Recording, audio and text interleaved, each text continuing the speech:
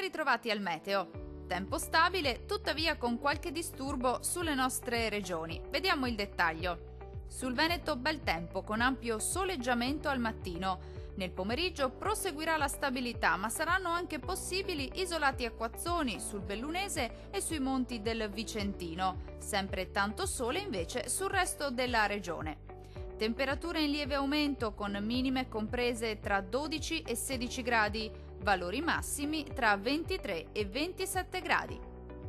Situazione simile sul Friuli Venezia Giulia, tanto sole nella prima parte della giornata con il cielo che sarà sereno pressoché ovunque.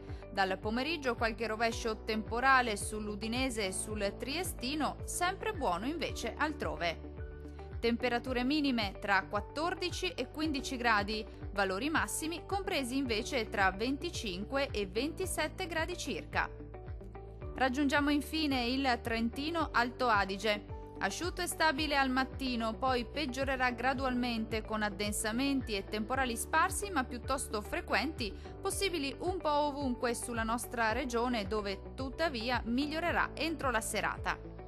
Temperature minime tra 12 e 13 gradi, massime comprese invece tra 22 e 26 gradi. Dal meteo di Antenna 3 per ora è tutto. Arrivederci al prossimo aggiornamento.